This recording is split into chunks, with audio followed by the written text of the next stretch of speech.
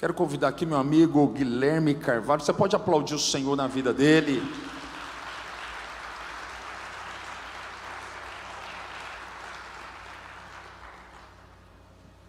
Guilherme, é uma grande alegria. Eu já disse isso para você agora há pouco e repito agora, para nós é uma alegria imensa receber o Guilherme aqui.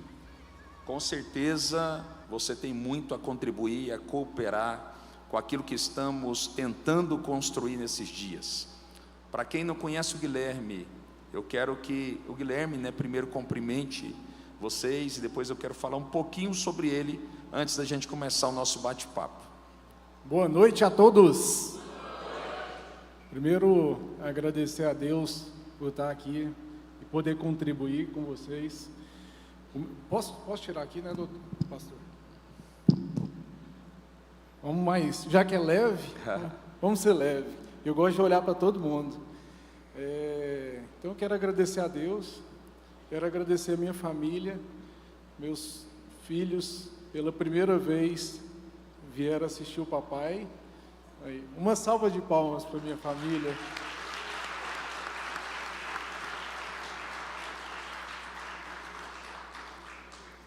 E eu espero de alguma forma contribuir.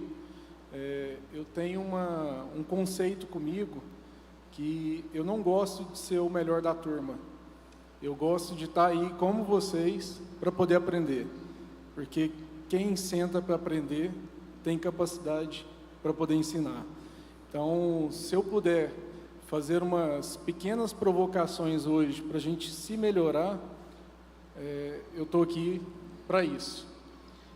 Gente, para quem não conhece o Guilherme, deixa eu fazer uma breve apresentação. Guilherme, ele é casado com a Andressa. Cadê a Andressa? Está ali. Andressa, é uma honra receber você aqui na nossa comunidade de fé. Nós somos a família Fortes em Cristo e é uma alegria imensa receber você e os seus 3 filhos aqui, tá bom? O Guilherme é pai de 3 lindos filhos, sendo 2 rapazes que estão ali, olha lá que coisa linda, e uma moça maravilhosa que está me filmando, ó. É uma alegria receber essa princesa aqui. E ele está acompanhado do Marcos e do Luciano. Luciano, me desculpe, Luciano, seja bem-vindo, você e o Marcos. Para nós é uma alegria receber cada um de vocês aqui. O Guilherme, eu tive a oportunidade de conhecê-lo há um tempo atrás. Nós tomamos um café e ele me contou um pouco sobre a história dele. A história dele é uma história vibrante.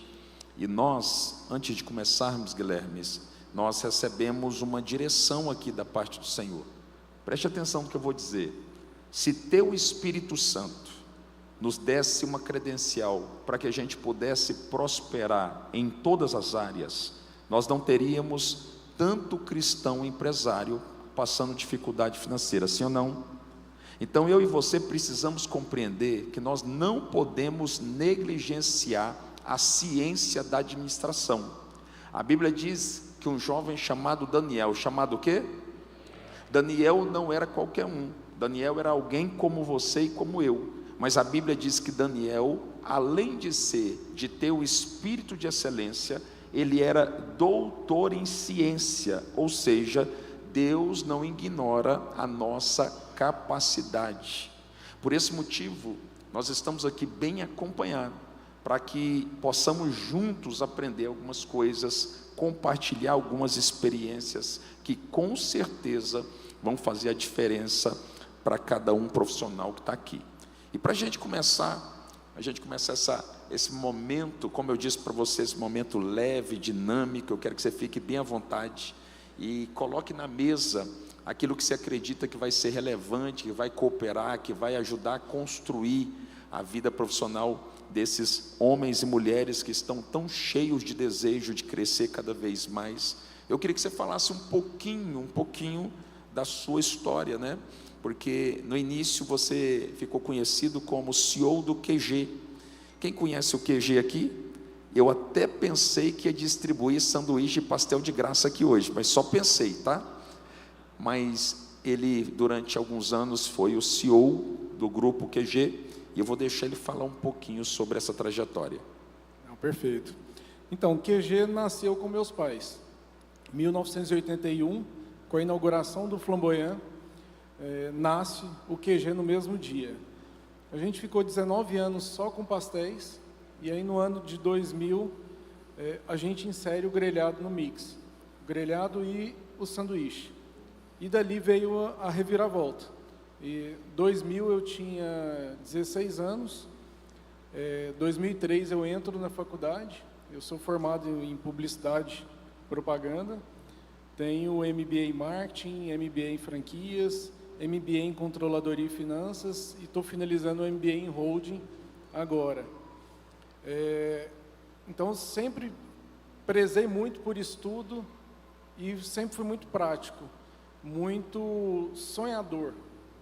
Eu sonho muito grande, porque tem até essa frase que é um jargão meu, que o jogo vira quando o dono muda. Tudo começa na nossa mentalidade. Se a gente pensa pequeno, fica tranquilo, você sempre vai ser pequeno. Guilherme, eu estou pegando uma chave aqui, eu preciso compartilhar. Você está dizendo que o QG começou então trabalhando com pastéis, é isso mesmo? Isso. Só que chegou um momento que ele teve que se reinventar, é isso? Totalmente. Então, na tua opinião, o empresário, ele precisa estar se reinventando de forma constante? Explica um pouquinho sobre isso para nós. Constantemente. Hoje, se a gente tivesse só com mix de pastéis, a gente não estaria aqui. Hoje, o grelhado representa 56% do faturamento do grupo. O pastel representa 16%. Ou seja, e como que a gente sabe quando a gente precisa se reinventar? Ouvindo o cliente. O cliente, ele determina tudo da necessidade, é ouvir o mercado. Gente, vocês pegaram aqui, sim ou não? Ele está dizendo que por mais que você seja bom naquilo que você faz, e talvez você é um especialista, você é alguém preparado, qualificado, ele está deixando claro que o QG que nasceu em 1981, ou seja, uma conta de padeiro aqui, 43, 42 anos de vida, essa empresa não estaria mais aberta se ela insistisse em fazer da forma que ela começou fazendo.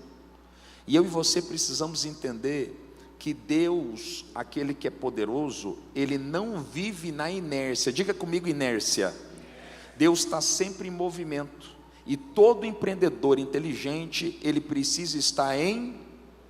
E ele disse algo aqui, o que você falou é muito importante. E a gente precisa guardar isso com inteligência no coração.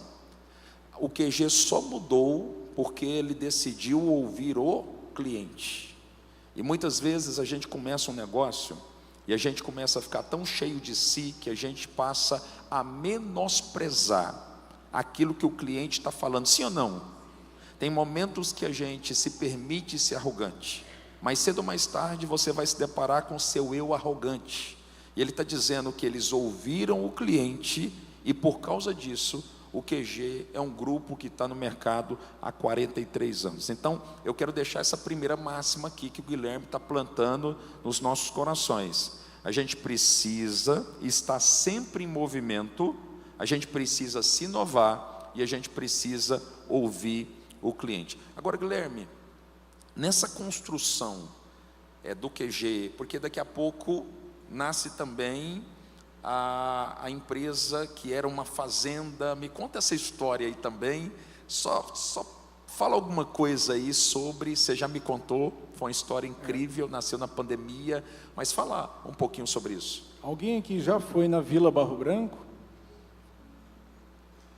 A vila nasceu de necessidade.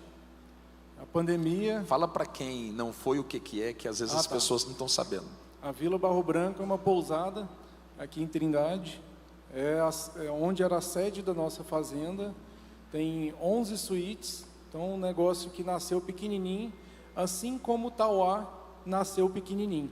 O Tauá nasceu com 15 suítes. Então quando eu escutei a história do Tauá, eu falei, pô, o Tauá tem 40 anos. Com a tecnologia, com a globalização que a gente tem hoje, eu falei, eu posso fazer isso em 20. É só a gente dedicar. Então, a pandemia para mim foi uma das grandes viradas de chave, porque o nosso negócio, nós temos 80% do nosso negócio é shopping. A gente ficou 5 meses fechados. Até quando eu cheguei para o meu pai e falei, pai, o dinheiro acabou. E a fazenda custava ali R$10.000 mais ou menos por mês para poder se sustentar, né? Caseiro, manutenção, coisa e tal. Me autoriza, pai, colocar no Airbnb para alugar. E aí ele me deu o ok.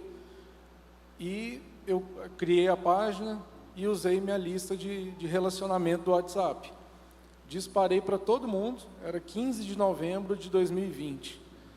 Eu faturei 40 mil no primeiro dia. Não, peraí, repete aí, porque até hoje 40 mil é muito dinheiro. Então até hoje 40 mil é uma cifra importante. A primeira venda que eu fiz, que eu fui o vendedor, a primeira venda que eu fiz, 9.278, foi do Natal de 2020. Meu pai mexe na fazenda desde 84. Eu nunca passei o Natal lá. Eu fiquei com tanta raiva. Falei, por que eu não pensei nisso antes? Então, a gente com a oportunidade, às vezes, a oportunidade bate na nossa porta, está muito claro, só que a gente está tão no operacional que a gente não enxerga. Então, é importante estar no operacional, sem sombra de dúvida. Mas se a gente não se obrigar, da mesma forma que você tem que ir para a empresa todos os dias, se você não se obrigar a ter uma hora para sentar, para não fazer nada, é tempo de ócio. É no tempo de ócio que vem as melhores ideias. Interessante o que ele está dizendo aqui. Primeiro porque você não tinha experiência com hotel, né? Zero. Zero experiência. Mas ele percebeu uma oportunidade. Diga comigo, oportunidade. As oportunidades sempre vão estar passando à nossa frente. Alguém perguntou assim, pastor, Deus não fala comigo. Eu falei, olha, Deus sempre falou e sempre vai falar com você. A grande questão da vida é que você não está conseguindo ouvi-lo. E as oportunidades sempre esteve próximo da gente e sempre estarão. É nós que estamos ocupados demais para percebê-las. Então a gente precisa viver o ócio. Se você não entende isso, a ciência, através da psiquiatria, diz que todo homem, e eu estou falando sobre o gênero humano aqui, Antônio, todo homem e toda mulher precisa ter de forma absoluta um momento chamado de ócio. Sabe o que é isso?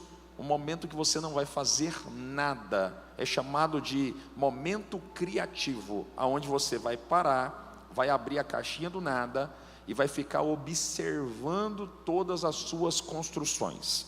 Se você não entender isso, dificilmente você vai permitir que uma pousada como essa nasça com faturamento inicial de 40 mil reais e com a primeira venda de 9 mil e alguma coisa. Agora, Guilherme, eu queria que você falasse um pouquinho, eu estou andando aqui, daqui a pouquinho nós vamos voltar, mas que você falasse um pouquinho também, que eu fiquei sabendo que você entende alguma coisa de franquia. Tem alguém aqui que trabalha com franquia? Aqui? Não? Alguém deseja, sonha, tem o propósito de ter a sua empresa dentro dessa proposta de franquia? Sim. Você entende alguma coisa de franquia? Fala para mim um pouquinho sobre a sua experiência nessa área. O franchising, eu idealizei o projeto de franchising no QG, porque 2000 a gente entra com grelhado e as coisas começam a crescer, começam a melhorar. 2003 eu entro na faculdade e a gente começa a ouvir os pedidos de franquia, de onde que é essa empresa. Eu cheguei até a ouvir de que país que é, porque ouvir que era de São Paulo era muito natural. E aí começam os pedidos. Uma característica nossa, a gente é muito pé no chão. Então, a determinado momento eu cheguei para meus pais e falei, pai, mãe, vamos franquear? Deixa eu ir atrás disso, deixa eu tomar a frente. Então, a minha inquietude fez a gente trazer uma consultoria especializada em franquia em 2006 e em 2010 a gente abre a primeira franquia. Então, foram 4 anos estruturando e o que eu falo, o mais difícil no franchise é mudar a mentalidade. Porque tudo está relacionado à mentalidade. Porque uma coisa, quando você é dono da sua loja, da sua marca, você vai lá e faz o que você quiser. Quando você tem franqueado, você tem sócio. Então, você precisa ter diálogo, uma visão muito, muito estreita, tem que ter muito respeito. Eu falo que sociedade é igual casamento. Se não tiver diálogo, visão comum e respeito, não vai dar certo. Então, eu participei desde o momento zero do franchising até 2015, quando eu assumo como CEO do QG. Nesse meio tempo, eu fiz um MBA em franquias em São Paulo, na FIA, e lá eu tive vários relacionamentos e que eu aprimorei cada vez mais. Eu estou neste momento, eu saí da operação em setembro do ano passado, para viver um momento de ócio, um ano sabático, que era outra coisa, pastor, que eu criticava. Porra, que história é essa de ano sabático? E, na verdade, as melhores oportunidades, elas nascem quando você está com a cabeça, com a mentalidade tranquila. Então, hoje, tudo que eu penso, eu já penso em como que eu vou entrar para poder escalar esse negócio. Só que eu vim de um negócio de alimentação com uma margem de 10%, 15% se for linda. Eu entrei para um negócio de hotelaria, primeiro aprendi o que da diversificação, que eu também até a Vila Barro Branco aconteceu, eu não sabia o que era diversificar, eu estava somente no mercado de alimentação. O negócio de hotelaria já tem margens melhores, a partir de 15%, pode chegar a 40% de margem. Então eu falei, epa, esse negócio de margem é bom, porque você tem mais margem para poder errar. E aí, durante o meu MBA de Controladoria e Finanças, que eu fiz logo após a pandemia, teve um professor de planejamento muito bom, que eu falei, vem cá, você me ajuda a construir o meu planejamento pessoa física? Ele, claro. Então eu fiz uma mentoria com ele durante 3, 4 meses, e a gente foi construir. E eu queria um negócio à prova de pandemia, porque eu sei o que a gente sofreu. Eu sempre tive uma ambição muito forte de construir um legado.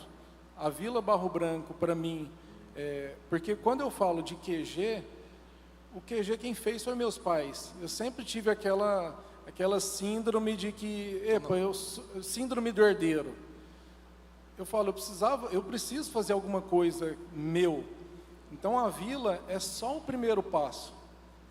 Esse ano, o projeto que eu estou desenvolvendo, que eu estou estudando a fundo, com as dores que eu já vivi de pandemia, como que eu vou franquear esse negócio? Eu estou entrando num mercado que é a prova de pandemia. Eu estou entrando num mercado que eu vou solucionar uma dor gigantesca de quem atua. Eu não posso abrir muitas, ainda estou em fase de investigação, mas quando a gente tem tranquilidade para poder conduzir as coisas, tempo, os melhores projetos, eles nascem. Guilherme, então eu estou vendo aqui que você atua em várias frentes, né? Então tem o Guilherme, CEO do QG, tem o Guilherme ali da pousada Vila Barro Branco, tem o Guilherme também mentor, né? Isso. E tem o Guilherme hoje que atua com as franquias, né? Com as franchises.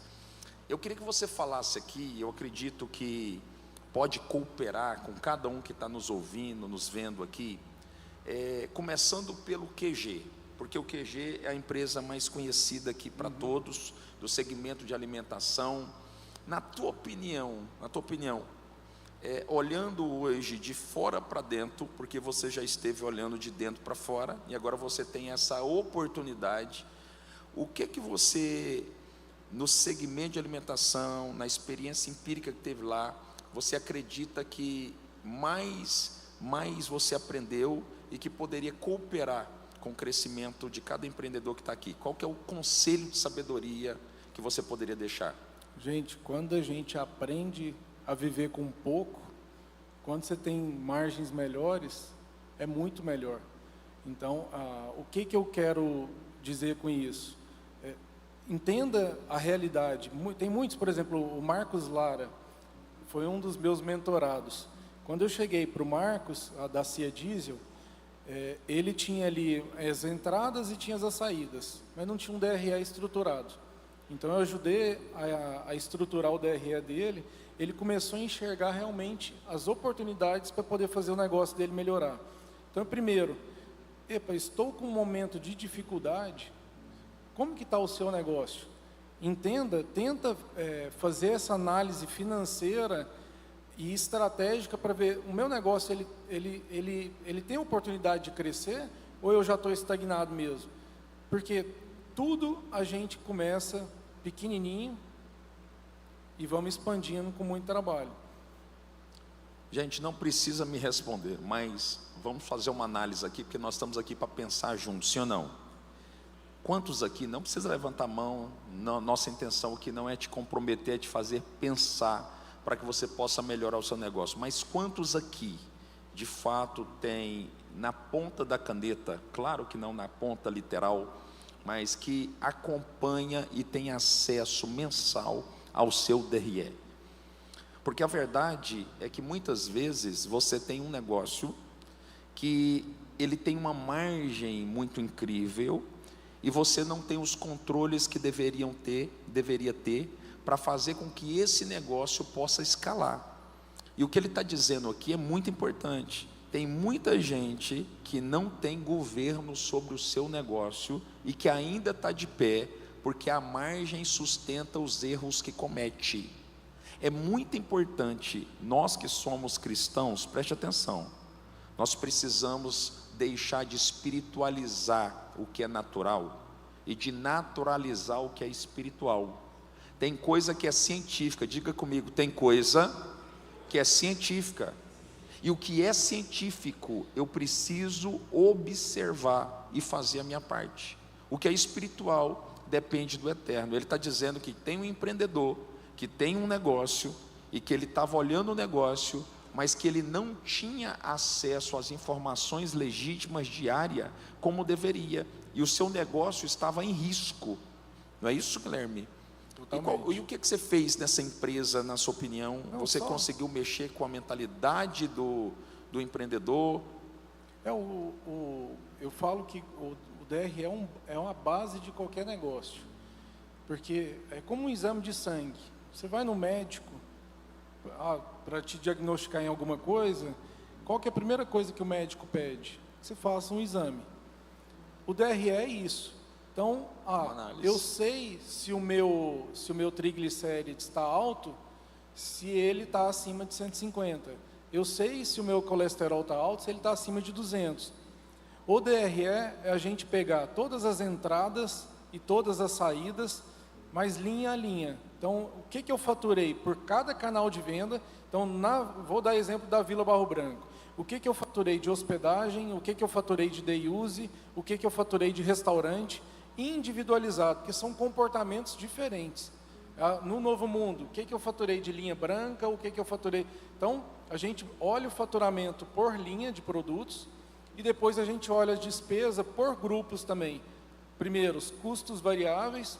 Então, o que é imposto, o que é custo de produto e depois despesas fixas. Na hora que você começa a direcionar essa linha corretamente, por exemplo, custo de produto na Vila Barro Branco girava na casa de 30% a 32%. O que significa isso? A cada R$10 que eu vendo, 3 foi de arroz, feijão, foi produto que eu tive que comprar. E aquilo ali me deixava inquieto. Gente, no QG é 30%. E eu falava para a minha gestora, Ana, eu não consigo compreender. Porque se o casal paga R$1.000 no final de semana, em 2 diárias, com 2 cafés da manhã e 2 almoços, 30% é R$300. R$300 não pode ser o custo de 2 cafés da manhã e 2 almoços. Custo de produto que eu estou falando. Aí você começa a apertar. Então, quando você tem o DRE, esses números começam a ficar claros. Quando você se relaciona com gente muito melhor do que você não é o melhor da sala, esses números começam a chegar muito mais fáceis. Então, são estratégias que a gente vai criando. Hoje, o CMV, que é o custo da mercadoria da Vila Barro Branco, baixou para 25%. Então, eu ganhei nisso daqui de 5% a 7% a mais no bolso líquido. Ou seja, o quanto é importante a gente primeiro entender a saúde financeira do negócio, porque se eu entendo a saúde financeira, o meu negócio é um mercadinho de bairro que eu tenho 5% de margem. Você está feliz com isso? É isso que você quer? Não, eu quero um negócio com uma margem melhor de 15, de 20, 25. Então vamos pesquisar? Você começa pequenininho, igual a Vila Barro Branco começou, e a gente vai depositando energia, a gente vai prestando um bom serviço, esse negócio vai crescer. Agora que eu estou entrando no novo projeto, eu sei que eu vou começar pequenininho. Só que se eu der o meu melhor, resolvendo a dor e entendendo o que o mercado está fazendo de errado, que eu possa corrigir com a minha expertise, eu não tenho dúvida que vai dar certo. Porque eu não vou desistir. Foi a mesma coisa do pastor, ele não tinha segunda opção. Eu não tenho segunda opção. Você não tinha segunda opção para fazer isso aqui dar certo. Verdade. Por quê? Eu estou com 40 anos de vida, eu falo que eu tenho 3 Eu pilares. sempre tive vontade de saber como é que é chegar lá aos 40 anos. Eu falo que eu tenho 3 pilares principais: Deus, saúde e família. E quando a gente entra com 40, meus avós faleceram ali na casa de 94, 96 anos. Eu falo, eu vou bater 100 anos. Então a minha meta de vida é bater 100 anos. Para isso eu preciso cuidar da minha saúde. Se eu estou com 40, eu comecei a ser produtivo tem 10 anos. Só que nós, empresários, na grande maioria, pensa no curto prazo. Na minha visão, eu vou começar pequenininho, num negócio que eu vou resolver uma grande dor, num negócio que tem uma boa margem, e que eu vou usar a minha expertise, e que eu vou crescer sem querer acelerar mais do que eu dou conta de sustentar. Porque se daqui 10 anos, daqui 20 anos, daqui 30 anos, eu vou estar com saúde, que minha meta de vida é 100, está tudo certo. O Warren Buffett começou a investir com 12. O velhinho está com 90 e poucos anos, é um dos homens mais ricos do mundo. Então, assim, a gente precisa ter uma mentalidade de longo prazo. Não simplesmente pensar no curto e pagar boleto. Faz parte pagar boleto? Qual que é a minha filosofia de vida? Eu tenho, por exemplo, hoje a Vila Barro Branco, para mim, é meu sustento. Mas tudo que eu criar a partir de agora é extra. Então, a gente tem que ter essa inquietude, essa ambição de querer buscar mais. Por quê? Instabilidade não existe. Pode ser que aconteça alguma crise nova. Hoje eu vi o relatório do agro. No primeiro trimestre, o segundo trimestre do ano, o agro cresceu 60% no número de recuperações judiciais deste ano. E nem começou o tarifaço. O tarifaço é no terceiro trimestre. Agora imagina. Então você imagina a quantidade de recuperação judicial que não vai crescer agora. Vai ter muita gente desempregada. E aí, o seu negócio, como que se comporta nesse desemprego? Nós estamos vivendo um momento de instabilidade política e econômica muito grande. Como que o negócio se comporta hoje? E se piorar?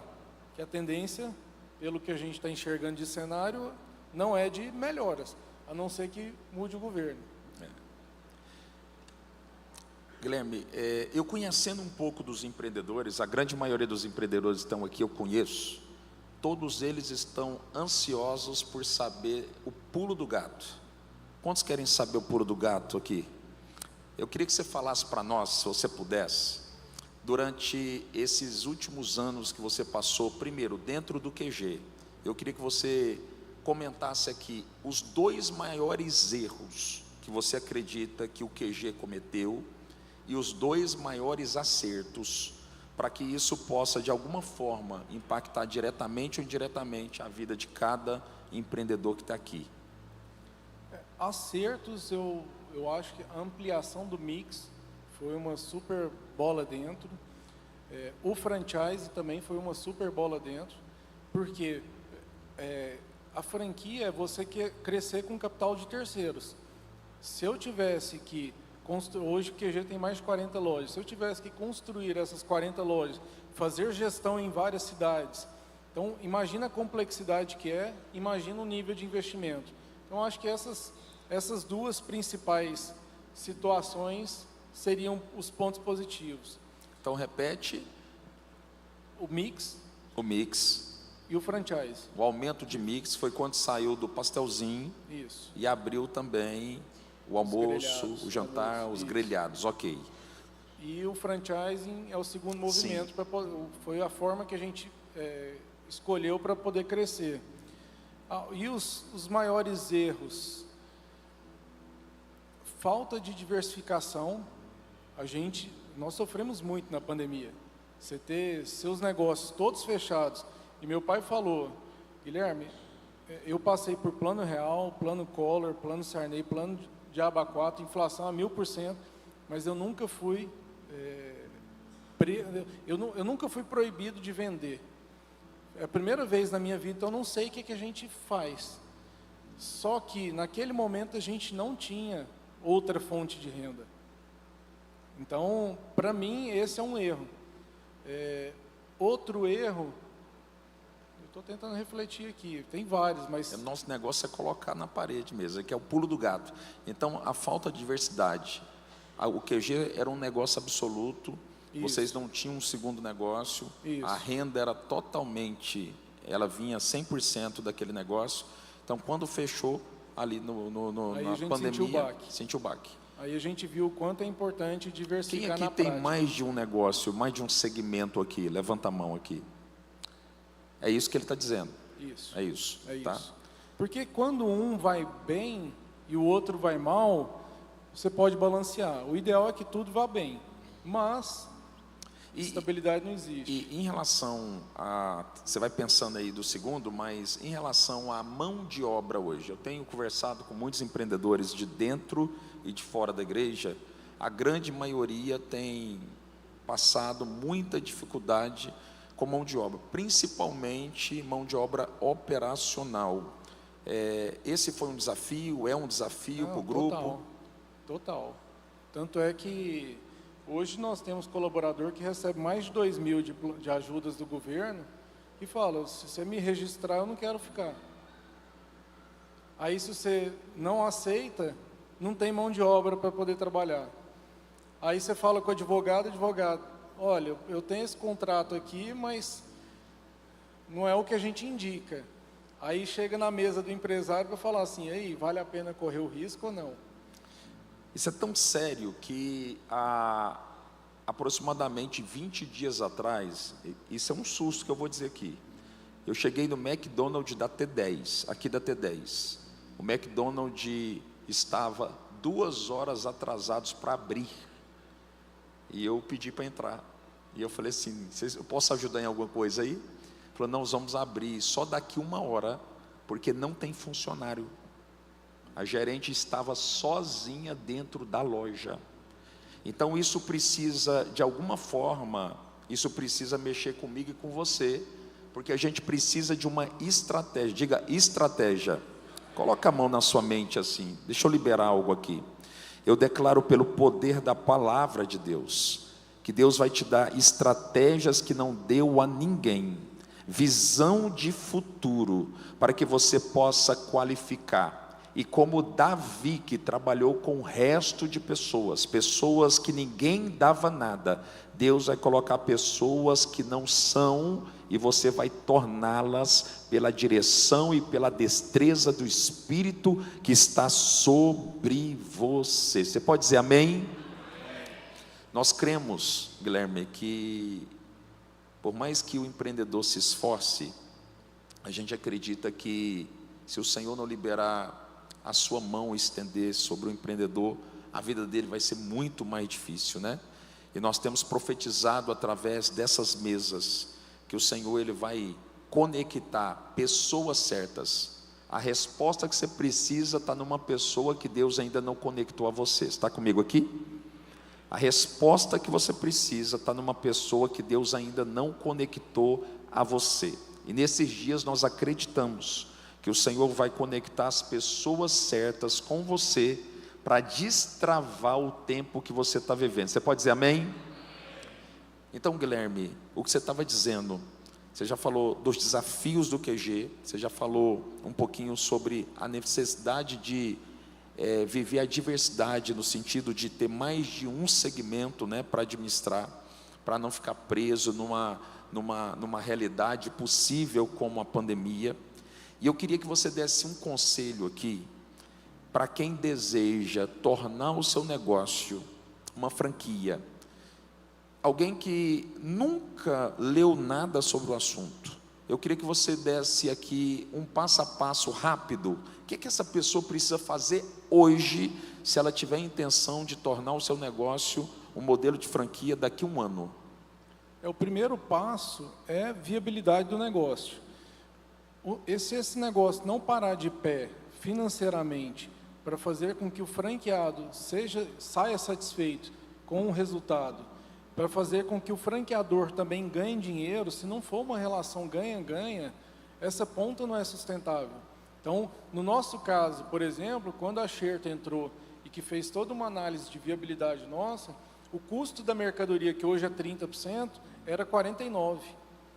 Então, tinha 19% de margem ali perdida, que basicamente era o resultado do negócio, pagando os royalties, tudo. Então, quando eles entraram, a gente começou a entender, o que eu preciso aprimorar então para poder diminuir? Aí o custo de mercadoria alta ou você está comprando mal, ou você está descontrolado, ou você está precificando mal. Então são essas três situações. Ou alguém tem um ratinho de duas pernas, que a gente fala também na operação, e a gente foi identificar mais a fundo, a gente estava sofrendo com as três situações. Então a primeira coisa é, não faça sozinho. Porque franchise sozinho, existe uma legislação específica para o franchise. Se você não cumprir os requisitos que a lei exige, você é uma franqueadora de curto prazo. Aí, prova disso, as brigaderias, as iogurterias, as paleterias, açaís, que foram ondas que vieram, aconteceram e não foram sustentáveis. Por quê? Porque não foi bem estruturado no início. Então, a viabilidade do negócio é o passo mais importante. Depois a gente monta todos os processos. Então, esse negócio é viável, como que eu vou manualizar para que o que acontece aqui é a mesma coisa que acontece em João Pessoa? E aí, assim, a gente parte para a expansão. Então, primeira coisa, primeiro ponto, por exemplo, Guilherme, eu tenho uma loja, eu quero franquear, só que eu só tenho uma. A recomendação, abra a segunda, porque você já vai começar a sofrer as dores de escala. Porque uma coisa, você está tudo ali muito fácil, mas como que você vai formar a equipe? Hoje, quando eu penso em qualquer negócio que eu vou criar, a primeira coisa é quem vai comigo. O Luciano, que está aqui, é quem está vindo comigo nesse novo projeto, que a gente vai começar pequenininho e esse negócio tem tudo para dar certo. Então, fazer essa estrutura de planejamento é fundamental. Fundamental. Existe, você estava falando, então se eu desejo tornar o meu negócio uma franquia, eu preciso então buscar um especialista. Total, não faça sozinho. Não faça sozinho. E esse especialista então vai fazer toda a medição do meu negócio para poder colocar ele dentro das regras do franchise. Isso. É isso mesmo? É isso. Tá? É isso. Ok. Se você tem dúvidas sobre esse negócio, agorinha vai aparecer o QR Code aqui e eu vou estar fazendo aqui ao vivo aqui as perguntas mais cabulosas que chegar aqui para o Guilherme. Não coloca pergunta mais ou menos não, pergunta que ele vai ficar vermelho para responder. Eu quero receber aqui, tá? Então pode até colocar no QR Code aí, por favor, no painel. E eu queria que você já fosse pensando em algumas perguntas, está ali, lado esquerdo e lado direito, tá bom? Guilherme, eu queria que você desse aqui uma dica. Você que é mentor de empreendedores, para quem não sabe, o Guilherme também é mentor de empreendedores. Eu queria que você desse uma dica. Nós estamos vivendo um tempo complexo, economicamente falando. Nós estamos vivendo um tempo de instabilidade financeira, um tempo de mudanças que estão em alta velocidade. Qual dica que você daria como mentor? Uma dica que você considera uma dica de ouro para qualquer empreendedor, independente do nível dele que ele está, independente dele estar hoje gerindo um grande negócio, um médio negócio, um pequeno negócio, algo que você acredita que seja muito importante para esse tempo?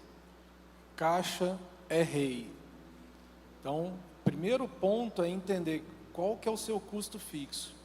Se o meu custo fixo é R$100.000, por exemplo, você tenha no mínimo 3 meses de custo fixo pago em caixa, aplicado num CDB, ou seja, se é 100 mil, tenha 300 mil. Ah, Guilherme, mas eu não tenho. Não pense em fazer novos investimentos enquanto você não criar caixa. Em tempos de instabilidade, caixa é rei. Não pode ser mercadoria, não? Oi? Não pode ser mercadoria, não? Não. É dinheiro na conta, porque a escondidinha lá no depósito. A folha de pagamento, ela chega dia 5. E você não paga a folha com mercadoria. Interessante o que ele está falando aqui, ó, porque teve uma época, e os empreendedores mais antigos aqui, não que você seja velho, você é jovem, mas os empreendedores aqui, os veteranos, sabem que chegou uma época que quando alguém tinha muito estoque, ele fazia questão de levar os amigos lá no estoque, mostrar o estoque. E ele está falando sobre a mudança de mercado. Por quê? Porque nós estamos vivendo um momento em que a torneira do crédito está fechando. Eu vou repetir, porque talvez você não entendeu. A torneira do crédito está fechando. E se a tua empresa depende 100% de crédito, você está em alto risco. Ele está dizendo que caixa é rei, não é isso? E vou até complementar um exemplo de um mentorado meu. A gente começou 1 ano atrás, ele tinha ali uma lucratividade de R$10.000. E aí fui dando toda uma assessoria para ele diversificar, para ele implementar coisas, faturar mais e ter um retorno melhor. Agora em julho, ele teve R$40.000 de lucro e ele está entrando nesse patamar de 30 a 40 mil todo mês. Só que como ele tinha muito passivo, que aí as coisas foram se enrolando, ele conseguiu quitar e ele viu os primeiros R$31.000 sobrarem na conta dele. Ele foi lá e comprou um carro para alugar de Uber. Sabe o que eu falei para ele? Eu falei, isso é a síndrome do pobre. O pobre é o que vê o dinheiro e fala assim, se eu não gastar, ele vai sumir.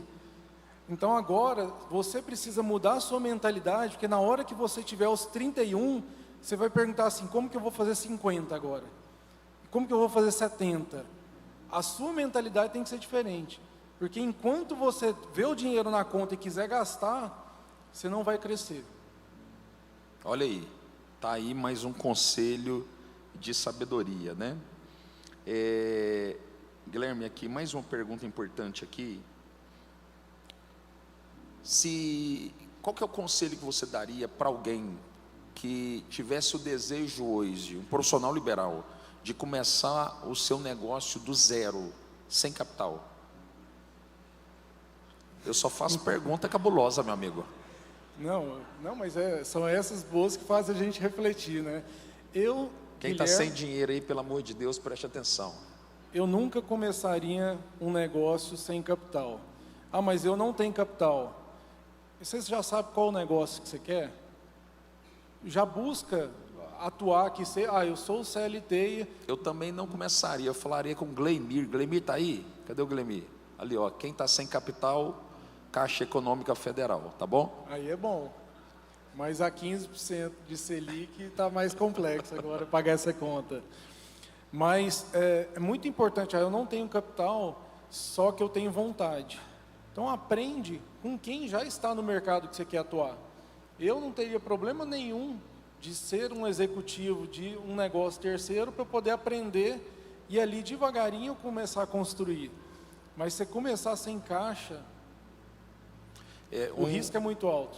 Há poucos dias eu sentei com um empreendedor e eu achei muito interessante a percepção dele. Ele falou o seguinte, olha, eu não tenho capital. Então, há 5 anos atrás, eu tomei uma decisão. Eu vou estudar sobre um segmento. Gente, olha só, olha que inteligente essa sacada. Eu vou estudar muito sobre um segmento. E eu vou procurar pessoas que têm capital. E eu vou provar na mesa de reunião que eu governo sobre aquele segmento. E eu vou entrar com capital intelectual. Capital o quê? Sabe quantas empresas ele tem? Ele está entrando na 5ª empresa que ele é sócio, e eu estou falando, uma empresa dele fatura 2 milhões por mês, a outra fatura 2,5 milhões, vou falar só dessas duas. Ele é sócio de 4 empresas, vai para a 5ª agora, todas elas, ele não colocou R$1. Ele simplesmente foi para a mesa de reunião, governando sobre o segmento que ele estava se propondo. Porque muitas vezes você está esperando algo cair do céu. No dia que eu tiver dinheiro, no dia que eu tiver recurso, no dia que eu tiver condição, eu vou abrir a empresa dos meus sonhos, ou eu vou alavancar o meu negócio. Às vezes tudo que você precisa é se tornar um pouco melhor na área que você atua, para que alguém coloque dinheiro no teu negócio. Tem 2 meses que eu estudo pelo menos 12 horas por dia desse novo negócio que eu estou entrando. E aí eu converso com pessoas do setor, eles falam: Guilherme, sério mesmo que você não tem nada disso? Não, está tudo no planejamento. Por quê? Porque se a gente aprofunda, na hora que os problemas começarem a acontecer, você já tem relacionamento é importantíssimo, gente. Se você não se relaciona com gente melhor que você no seu setor, você está perdendo tempo, porque aquele cara, ele tem dicas valiosas. Ai, Guilherme, mas é meu concorrente. Ai, Guilherme, mas ele não vai abrir para mim. Você já tentou? Se você me mandar um WhatsApp e me perguntar qualquer coisa, eu vou te responder. Eu acho que o ser humano, por si só, está aqui muito para contribuir com o outro. Então, é importantíssimo a gente buscar se aprimorar. Eu não começaria um negócio sem caixa, mas principalmente sem conhecimento, que é o que a grande maioria, que eles fazem? Eles começam sem caixa e começam sem conhecimento. Pau quebrou. Aí é só Deus para abençoar mesmo, né? A gente tem que fazer a nossa parte também. Não, e o pior é que Deus ainda abençoa alguns. É isso. Guilherme, uma pergunta aqui interessante, porque é perceptível que você tem um perfil empresarial. E cada um que está aqui tem um perfil empresarial. Você é um estudioso, né? Eu particularmente, né? Eu sou formado em administração de empresas, em teologia, sou especialista em gestão de pessoas e varejo. São as minhas 2 especialidades. Pela sua ótica hoje, a pergunta que está sendo feita aqui, você acha fundamental, para que alguém possa emplacar melhores resultados, alguém ter cursos como os seus cursos de MBA, cursos de especialização, alguma coisa do tipo? Não necessariamente, porque hoje, gente, a comunicação está muito fácil para quem quer. YouTube tem conteúdo riquíssimo, então você não precisa ter MBA para se afirmar. Não, eu fiz por quê? Porque eu sempre fui de estudar. O seu quarto MBA é o último? Nunca. Eu já começo a terminar, eu já começo a pensar, o que eu vou inventar agora? Inteligência artificial é algo que eu me provoco. E por que eu vou para um MBA? Para eu me forçar a parar. Porque senão a operação do dia a dia não te obriga ali ao tirar um final de semana para você poder aprofundar num assunto. Então, eu entendi o meu comportamento. O meu comportamento eu preciso ter alguma coisa com data e hora para começar e acabar. Que aí eu faço. Vamos lá para as perguntas sem noção, né, gente? Manda aí, manda só as bravas que eu vou ler aqui agora, tá? Primeiro, vou falar um nome aqui, Marcos Ferreira. Cadê você, Marcos? Levanta a mão. Cadê o Marcos? O Marquinhos está ali. É isso aí. Marquinhos está falando assim: quanto tempo na prática, pergunta inteligente, os franqueados costumam recuperar o investimento? É uns 2, 3 dias, você acha? Não? Se o negócio der positivo no primeiro mês, é lindo. É lindo. Só que o problema é que a grande maioria dos franqueados, eles entram na expectativa de que o primeiro mês... Entram na expectativa, não. Eles já contam com o salário que eles têm que tirar no primeiro mês para poder pagar as contas. E caixa é rei. Então, mas geralmente, via de regra de mercado, nós estamos falando em 3 anos, um payback médio de mercado. 3 anos? 3 anos. 3 anos, né? Então você fica na fé, um dia para Deus é como 1000 anos para Deus é como um dia, então pode acontecer algo aí na caminhada. Como você engaja e mantém os seus franqueados alinhados com a cultura da empresa? Ó, quem está falando aqui é top. Cadê a Andréia? Andréia é especialista na área de pessoas, né? É uma grande treinadora, diretora de um grande método aqui no estado de Goiás. E ela está querendo saber como que você engaja e mantém os seus franqueados alinhados com a cultura da empresa. Falou bonito, Andréia. É o mais difícil. O mais difícil de qualquer negócio é pessoas. Então, a gente implantar cultura, seja em Goiás, seja em Parauapebas, em Palmas, é dificílimo. Então, o quanto mais... Hoje, a tecnologia nos ajuda, né, através de videoconferências, convenções, mas é muito o olho no olho. Se a gente não tiver tempo para investir nessa cultura interna da equipe, a equipe tem que estar todo mundo alinhado, porque aí a cultura espalha. Então é de dentro para fora. É eu e o Luciano primeiro, eu tenho que entender que o que eu penso, ele precisa pensar e a gente tem que estar alinhado. Aí você traz um novo colaborador, tem que pensar igual a gente. Aí isso é cultura. É isso. É isso. Agora o grande desafio, quem tem empresas aqui há mais de 5 anos, levanta a mão aqui, por favor, só para me saber. Abaixo de 5 anos, levanta a mão. Olha o tanto que é desafiador. Uma cultura organizacional, ela não é formada com menos de 5 anos. Menos de 5 anos você não forma uma cultura organizacional. E todo empreendedor, escuta o que eu estou dizendo aqui, você não consegue viver os seus melhores dias se você não tiver uma cultura poderosa. Poderosa. O maior desafio de uma organização, e quando a gente fala de igreja, todo mundo pensa em organismo, que é onde o Espírito governa. Mas a igreja também, ela é uma organização, ela tem funcionários, ela paga aluguel, ela paga impostos também. Claro que ela é isenta de alguns impostos, mas ela paga outros impostos. O maior desafio é a cultura. Se você não implantar uma cultura poderosa no teu negócio, mais cedo ou mais tarde, o teu negócio vai parar. Então, o desafio aqui que está sendo colocado, a Andréia também propôs a pergunta, colocou na mesa, nós precisamos criar uma cultura poderosa. Diga comigo, eu vou, não, com voz de profeta, eu vou estabelecer uma cultura poderosa no meu negócio. Gleimir está ali. Gleimir está fazendo uma pergunta aqui. Se amanhã sua empresa perdesse todos os recursos materiais, prédios, máquinas, tecnologia, e sobrasse apenas as pessoas, qual seria o primeiro passo que você daria para reconstruí-la do zero? Depois de surtar? Mas isso aconteceu com a gente na pandemia.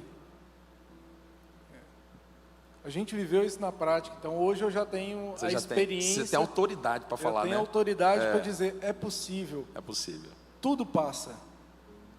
Tudo passa se a gente tem uma visão lá na frente de que, eu consigo construir algo maior. Eu preciso extrair desse momento de dificuldade o que eu tenho de melhor. Então, a pandemia, eu falo que para mim foi a maior lição que eu tive. No primeiro momento, eu achei que era festa, porque a gente ia ficar fechado 15 dias, foi todo mundo para a fazenda, enchi os freezer de long neck, e bebemos todas.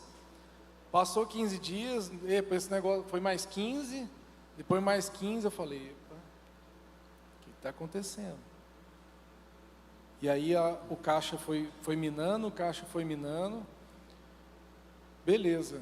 A gente, nesses momentos de dificuldade, são os momentos que mais surge a criatividade.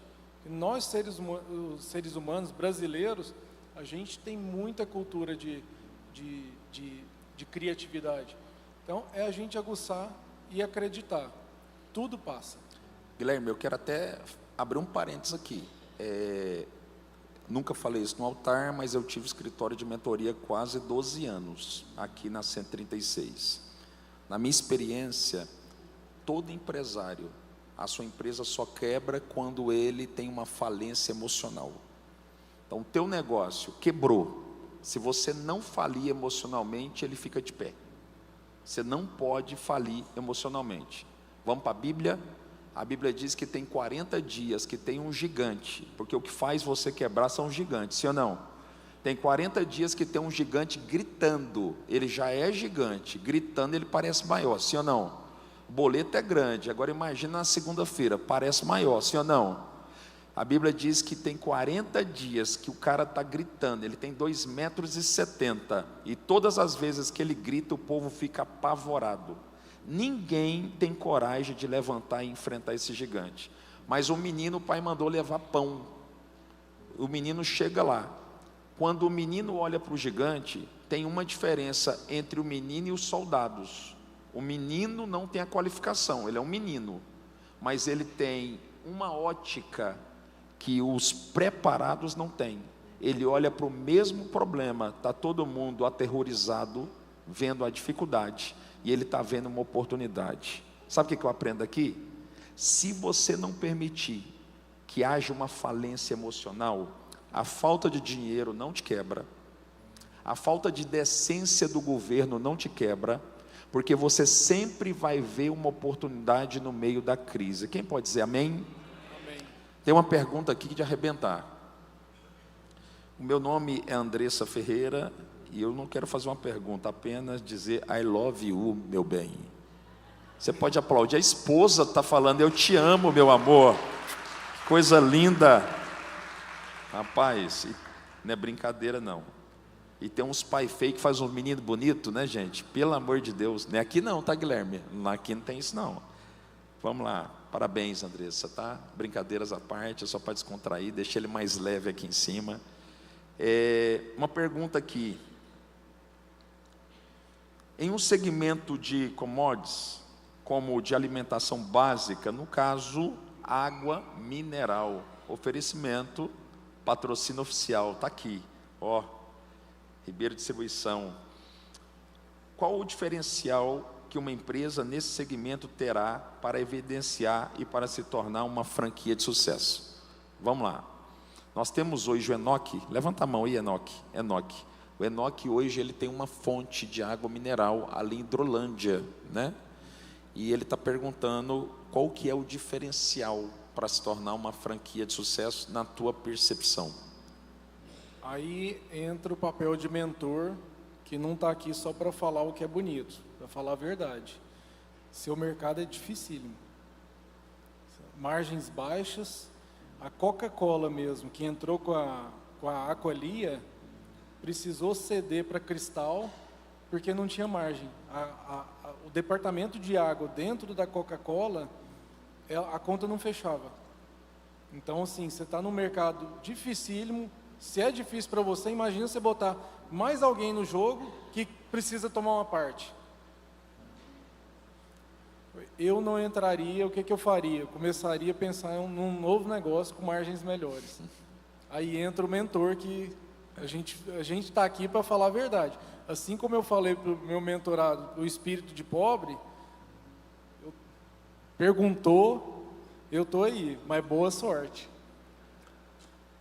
Dura essa palavra, hein? Agora, se quiser que a gente pense junto, como que você vai diversificar? E aí sim, podemos criar uma estrutura de um negócio que tem margens, que dá para escalar, aí sim faz sentido. Mas água, você vai perder dinheiro. E água não tem cheiro, não tem cor, não tem sabor. Mas eu tive lá e com todo esse cenário você está fazendo esse trabalho gigantesco. Parabéns. Que Deus coloque algo dentro de você para você ver uma oportunidade onde não tem, caminhos no meio do deserto. Vai acontecer, né? O trabalho que ele está construindo lá com tanta dificuldade é incrível. Tive a oportunidade de estar lá e ver tudo aquilo, foi muito motivador para mim. Vai para cima aí e fica atento também ao que ele falou, a diversidade, né? Não te desanime. Guilherme, você acredita que a quantidade de horas trabalhadas impacta diretamente na produtividade do negócio Ou existe alguma forma de ser altamente produtivo sem trabalhar uma grande quantidade de horas? Eu ia parar sem trabalhar, entendeu aqui? Mas aí tinha embaixo uma grande quantidade de horas, né? O meu nome é Dr. Dante Capuccio. Cadê você, Dante? Tá ali, é isso aí. Dante, eu nunca vi ninguém prosperar das 8 às 18, com 2 horas de intervalo. Então, acho que isso já responde. É arregaçar as mangas. Só no Instagram, né? Instagram tem pra caramba. Não, mas aí a gente vai conhecer, eu já conheci mentor financeiro que teve que financiar um carro para poder pagar a dívida e o cara era financeiro, né? Então, diga-me com quem tu andas. O que eu acho que é importante aqui, Dante, é entender o seguinte, que o tempo de trabalho não é o que determina, mas o tempo de produtividade. Tem gente que fica na frente de uma máquina limpando caixa de e-mail a tarde inteira, mas não produz nada. Então não é o tempo de trabalho, é como você faz a administração desse tempo que vai fazer com que haja resultado. Não, e assim, e pegar também o que você tem tesão. Porque, por exemplo, minha esposa fala, Guilherme, você entra numa tela de computador e você vai horas afora. Mas eu amo aquilo ali. Aquilo ali para mim não é trabalho. Eu estou me divertindo. Está desfrutando. Então, quando a gente diverte, tudo fica mais leve. Agora, se você está num trabalho, se você está atuando num negócio, você não está bem, você não está feliz, começa a se questionar. Ou o que eu faço para me fazer feliz, ou o que eu vou fazer para estar numa... Guilherme, mas eu tenho que ser feliz? Não. Trabalho, a gente tem que produzir porque as contas vêm. Mas se a gente consegue descobrir algo que nos deixa melhor, a gente trabalha com muito mais tranquilidade. Aí é 8, 10, 12, 15 horas por dia e nem passa. E não adianta também quando você trabalha no primeiro estágio da vida, que você está trabalhando ali para poder comer, vale tudo. Agora, se você quiser prosperar em alto nível, você precisa alcançar um estado chamado estado de fluxo, né? O flow, que a psicologia chama. E para isso você precisa estar fazendo o que ama. Se eu, como pastor hoje, fui empreendedor durante anos, eu não amasse estar na posição que eu estou, eu jamais estaria criando várias atividades dentro da igreja. Por quê? Porque eu estaria fazendo algo por obrigação. E você nunca vai entregar seu tudo. Diga comigo, entregar o meu tudo. Você nunca vai entregar o seu tudo por obrigação. Para entregar o seu tudo, você precisa ter paixão por aquilo que você está construindo. É isso, Guilherme? É exatamente isso. Manda as bravas aí. Na questão de baixa remuneração, você acha que isso influencia a falta de colaboradores nos negócios hoje? Influencia, né? Porque você começa a competir com um cara que ganha 2.000 de CLT, ele está ganhando 2.000 no Bolsa governo, tudo. no bolsa isso, bolsa aquilo. É. Se ele alugar uma moto, se ele pegar uma moto e começar a fazer entrega, ele começa a ganhar 5, 10 mil. Então é extremamente desafiador. Com certeza, no momento que nós estamos vivendo com todo esse incentivo à não produtividade, você ter colaboradores que não consigam ter um resultado maior do que o que é proposto sem alguém fazer nada, vai ser um desafio. E o peso é muito grande. O peso é muito grande. Boa noite, meu nome é Tiago Paixão. Você está apaixonado, Tiago? Cadê o Tiago? O Tiago Paixão é seu sobrenome. Tiago Paixão. Trabalhar com margem de 10% hoje no mercado é ruim? Qual que é a tua opinião? Girar a mercadoria ou trabalhar com uma margem de contribuição individual maior? Eu gosto muito de trabalhar com volume, né? Pessoal, está vindo uma reforma tributária ferrenha para a gente. A sonegação em 3 anos, ela praticamente vai ser nula. Quem não se preparar, porque o problema hoje dos meus mentorados, de quem eu converso, o índice de sonegação é muito alto. Então, hoje há um negócio que dá 10%, só que eu sonego, sei lá, 70%, 80%, o que me representaria 5%, 6% de margem. Então, só que ele está dando 10%. Se eu sonego 5 ou 6, me sobraria 4%. Mas hoje está dando 10%. Só que vai dar 4%. Você está preparado? Para na hora que o 4 chegar, que a cartinha do Cefaz chegar? Então, é importante a gente já ter a visão e começar a se preparar. Por isso que eu gosto de... não que eu gosto, mas por isso que eu estou planejando minha vida em negócios com melhor margem. Para quê? Para a gente poder ter tranquilidade financeira. A reforma tributária não é brinquedo. Então, se você sonega hoje, você tem no máximo 3 anos de vida para poder fazer o seu negócio. Hoje, o meu negócio, eu faturo 100 mil e eu tenho 10 mil de lucro. E eu vivo com esses 10 mil.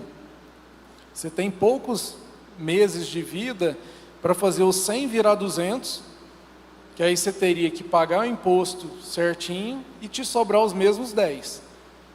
Então, a conta é essa. Aí, o que eu vou fazer para poder, então, melhorar o meu resultado final, para eu conseguir pagar tudo e sobreviver? Vocês não têm noção do índice de quebradeira que vai ter quando a reforma for implantada. É isso. Vamos lá. Caminhando aqui para o começo do final. Definir um nicho como atendimento somente para mulheres pode ajudar a vender uma ideia de franquia, é uma boa, ou pode restringir o atendimento? Qual que é a sua opinião? Quem está falando aqui é o Estevão. Cadê o Estevão? O Estevão está lá atrás. O Estevão, ele tem uma academia hoje especializada em atendimento para mulheres. Normalmente, os irmãos que são ciumentos, eu mando tudo para lá. Isso é boa. Sim ou não, Estevão? Está tudo lá. E essa academia, é interessante que ela é um estúdio personalizado. Então, é atendimento com mulheres personais. E ele está querendo saber se você acredita que ele nichando o negócio dele é interessante para estabelecer uma franquia ou não. Eu vejo com muito bons olhos. Principalmente entendendo que o poder de decisão da mulher é muito... na verdade, quem manda... E elas gastam pra caramba, então... A gente tem dificuldade de assumir a verdade, né? Então, assim, eu vejo com muito bons olhos, vai depender muito do branding que você fizer para trazer isso atrativo. Qual que vai ser o conceito por trás de um clube de... vai além da academia, vai além da musculação. Um clube de encontro de mulheres, que criar comunidade hoje, a igreja é uma comunidade, que começou com 40 pessoas... E hoje tem 1.100. 1.100. Pensa o seu negócio como uma comunidade. Hoje eu tenho 60 alunos. O que eu posso fazer nessa interação dessas 60, para esses 60 virar 100, virar 150? A minha capacidade máxima é 150 alunos, então na hora que você está chegando ali em 120, 130 alunos, você já precisa pensar numa segunda unidade. E a escala, ela começa desse jeito. E pensa sempre, quem está contigo, como que você vai formar essa cultura, como que é esse negócio no dia a dia sem você ali. Então, é formar gente. Formar gente, o conceito eu gosto, eu vejo com muito bons olhos. Dá para a gente trocar uma ideia. Guilherme, a margem é boa. A margem é boa. E o negócio de margem boa eu gosto. Existe hoje 4 gerações vivendo simultaneamente, e a pergunta que é do Davi, cadê o Davi? Davi que cuida do meu marketing, desconto de 100%, meu amigo, tá? Propaganda aqui não é brincadeira não. E o Davi está perguntando o seguinte: se a geração Z, que é a geração de 97 para cá, do ano de 97 para cá, não acredita mais em estabilidade, que é pura verdade o que ele está falando, e troca de emprego a cada 2 anos, como que uma empresa tradicional pode reter talento sem perder a identidade? Qual a tua opinião? Cultura. Braba. Cultura. O tapa comeu. É o grande desafio, né? Pessoal, é muito o olho no olho que faz a diferença. é o como que eu implanto desde o D0, é essa paixão, esse de que salário não segura ninguém. A geração está trocando de emprego igual troca de... Então, o que vai fazer? O que eu penso enquanto empresário? É como que eu posso criar um negócio ou crescer o meu negócio dependendo menos de pessoas. Porque a tendência é só piorar. Meus 3 aqui, cada vez vai ser mais desgarrado. E eu vejo assim, se você observar a mentalidade de um ladrão, normalmente ele vai olhando as empresas e ele vai observando quais são mais vulneráveis. E ele vai entrar sempre na mais vulnerável. Nós estamos vivendo um tempo e que nós sabemos que as empresas estão muito parecidas. Por quê? Porque a margem é a mesma. A competição é muito acirrada. Vou dar um exemplo que nós temos utilizado na igreja aqui. Nós sabemos que a cultura é o grande diferencial, mas nós temos 2 anos e 10 meses de igreja, então a organização não tem uma cultura ainda pronta. Então o que nós decidimos fazer? É uma sugestão. Nós temos na igreja menos funcionários, ganhando melhor. Ao invés de ter 10, eu sou da mentalidade que eu vou ter 5 com dignidade. E esses 5 vão produzir por 10. Porque ninguém consegue cuidar da sua família hoje ganhando R$ 1.500, sim ou não?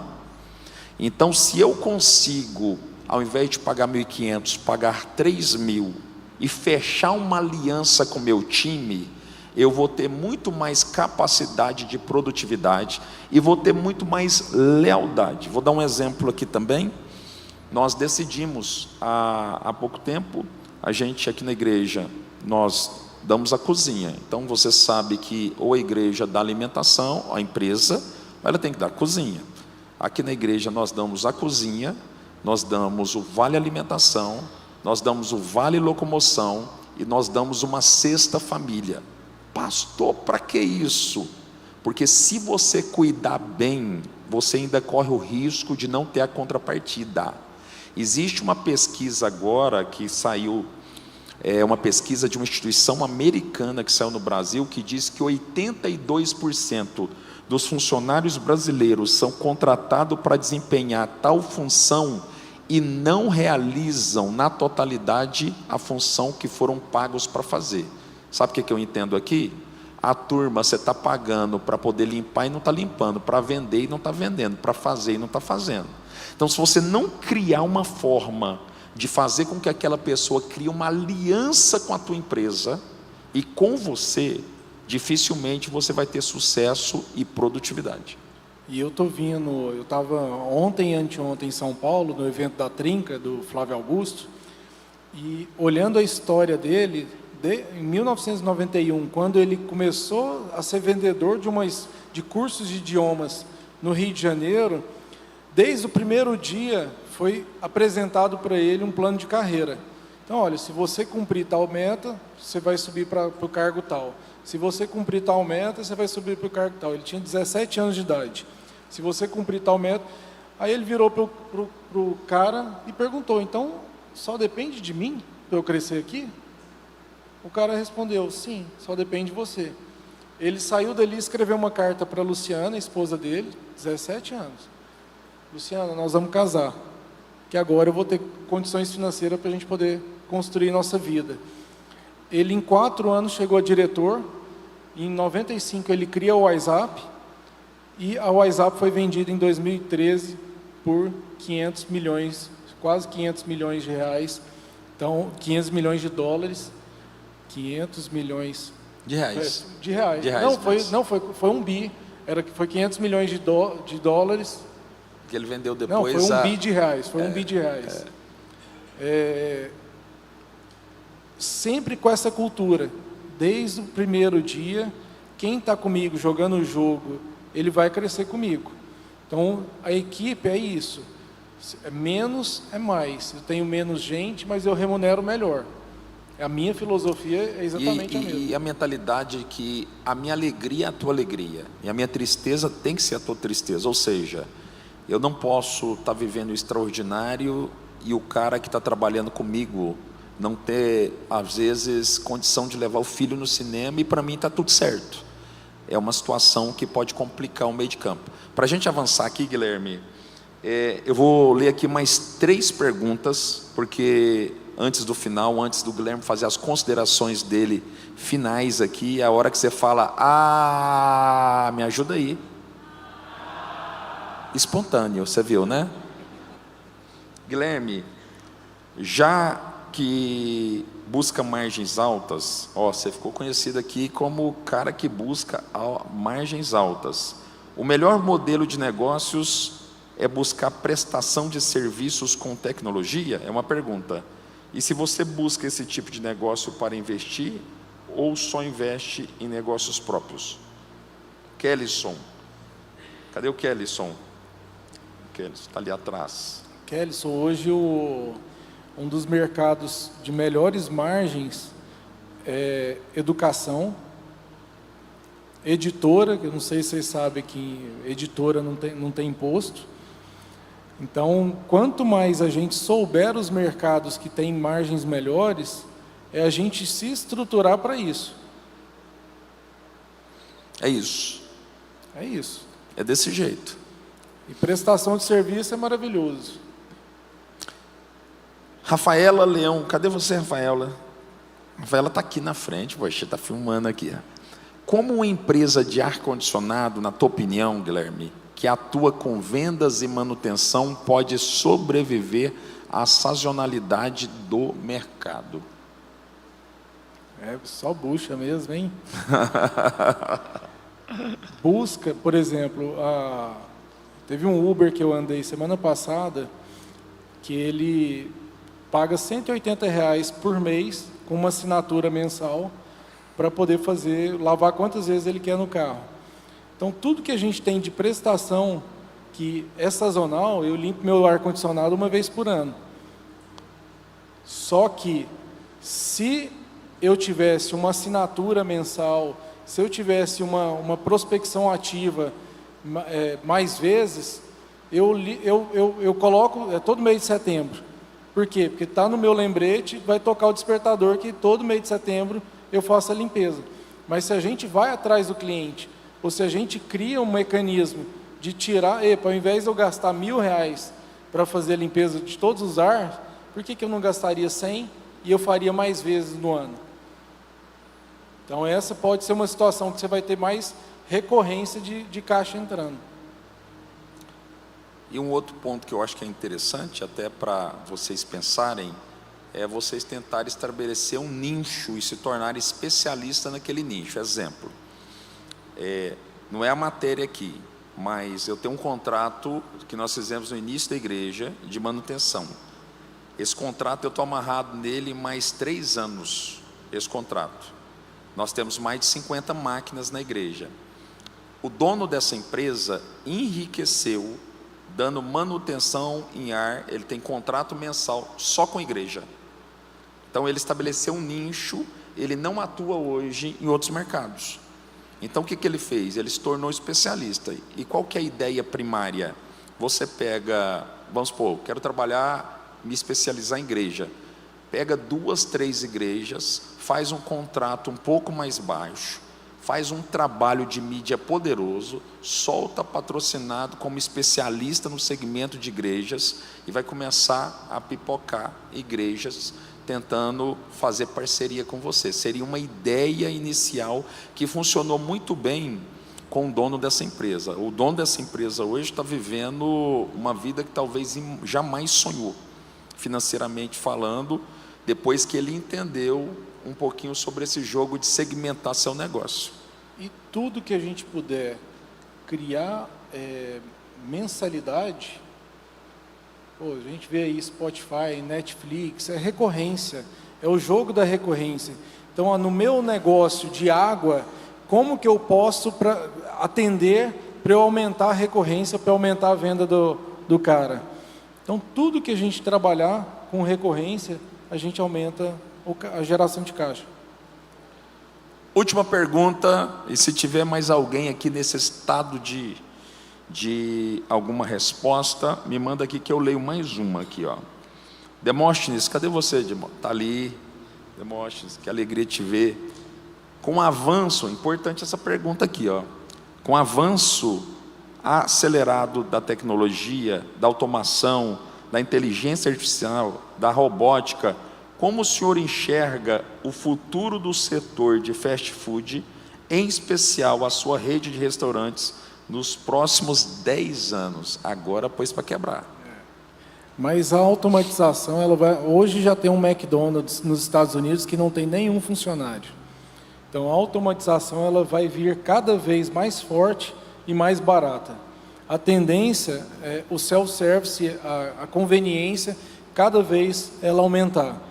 Então, em 10 anos, eu não enxergo o shopping center com essa quantidade de funcionários na cozinha.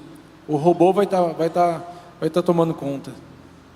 É interessante observar aquele modelo que começou tímido e que agora tomou conta dos condomínios verticais e horizontais. Aquelas lojas que tem dentro dos condomínios hoje que não tem nenhum funcionário, você faz o seu cadastro, você entra, compra e vai embora. Eu acabei de mudar para um prédio aqui no setor Bueno, meu filho estava passando mal, eu precisava comprar um Gatorade, eu desci, eu não tinha nem cadastro, fiz o cadastro em 30 segundos, entrei com a minha foto, comprei o Gatorade, subi e dei para o meu filho. Então, são realidades que a gente vai ter que se preparar para elas. Mas, Guilherme, então vai todo mundo ficar desempregado, vai tomar... Não. A gente tinha, até há 10 anos atrás, 15 anos atrás, tinha cobrador de ônibus. Sim. A função deixou de existir. E esse cara ficou à mercê da vida, mas eu não acredito que a tecnologia vai substituir as pessoas. Então, quanto mais a gente construir cultura, construir uma identidade de atendimento com maior fortaleza, a perenidade é muito maior. Eu vi um estudo que diz que as profissões mais rentáveis dessa década ainda não nasceu. Elas não foram estabelecidas e apresentadas ainda. Então tem muita coisa para chegar. Pergunta cabulosa, olha o título aqui, com um alerta aqui, pelo amor de Deus, leia minha pergunta. O jogo muda quando o dono muda. Então, qual foi o evento que provocou a maior mudança na vida do Guilherme? Eu sou muito grato à pandemia. Que na principal dor que a gente teve, dali surgiu vários insights. Então, na hora que a gente está na lona mesmo, eu sei que é difícil, mas é importante até ali a gente ser grato. Nas situações piores das nossas vidas, vão nascer as melhores possibilidades. Eu sou extremamente grato à pandemia, mas eu já xinguei ela, enquanto eu passava eu xingava. Mas hoje eu vi que Deus preparou tudo para sair mais fortalecido. Então não deixe de acreditar que Deus está mexendo cada passinho e cada pecinha das nossas vidas. Excelente. Para fechar aqui, qual é o maior risco invisível que a sua empresa enfrenta hoje? Aquele que não aparece nos relatórios, mas que pode decidir o futuro dela. A insatisfação do cliente. Então, a gente, enquanto empresários, como que você vai medir? Então, por exemplo, hoje a gente tem as estrelinhas do iFood, da Uber. O que você consegue medir na sua empresa? Os seus clientes de água. Como que você vai criar um mecanismo para saber a satisfação desses caras? Porque se a média começar a cair e você não tiver essa informação, no longo prazo, você pode deixar de existir. Olha aí. Fechou? É isso mesmo. O Bruno, cadê você, Bruno? Bruno está ali, ó, direto do Madrid. O Bruno está perguntando assim, ó. Boa noite, pergunta por favor. Minha empresa chama Guarde Coisas. Eu conheço lá. É aluguel de box. Alguém conhece esse tipo de empresa, segmento? Ali na porta do Madrid. Eu recebo todo mês, ou seja, eu tenho recorrência. Uma margem de lucro bruta de 15%. Hoje a empresa é nova no mercado e minha pergunta é: quando eu devo aumentar o preço? Tá tendo, se tá faltando box, tá tendo cliente demais, pode subir. E aí você vai testando. Então, a Vila Barro Branco, os R$1.000 começou com 600. Eu fui vendo que tinha cliente demais, os 600 virou 700, e continuou vendendo, 700 virou 800. Agora com 1.000 eu entendi que eu preciso reformar as suítes. Mas na hora que eu reformar, aí vai vir para 1.200, vai vir para 1.300. Você vai construir valor, né? Aí você começa a gerar valor. Construir valor. É isso aí. Então é importante entender o seu negócio, porque eu gosto, é um bom negócio, pouco funcionário, a margem, então, só você, a margem não é ruim, só que é um negócio commodity, é um negócio fácil de ser replicado. Ah, Guilherme, eu consigo escalar isso aqui como franquia? Difícil, porque qual é a identidade, qual que é o diferencial de ter você e o cara não montar por conta própria? Só que é um negócio que, se você construir uma geolocalização para estar nos lugares certos, você pode construir com a própria capacidade de caixa, de geração de caixa. É isso aí, gente. Guilherme, quero te agradecer, Guilherme Carvalho, muito obrigado.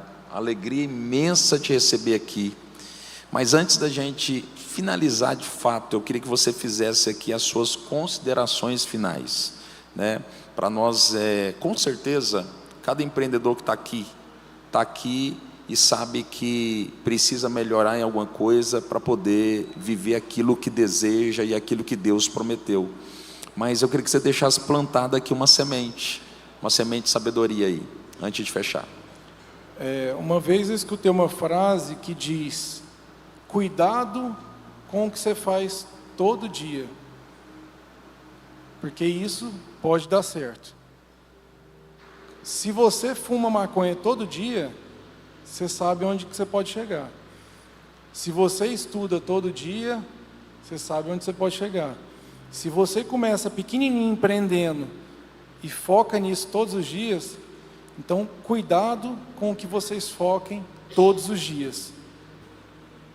Deus, saúde e família. Tendo esses 3 pilares estruturados, que é dificílimo estar estruturado, mas se você consegue estruturar minimamente, trabalho é consequência, a prosperidade é consequência. Foquem no que interessa.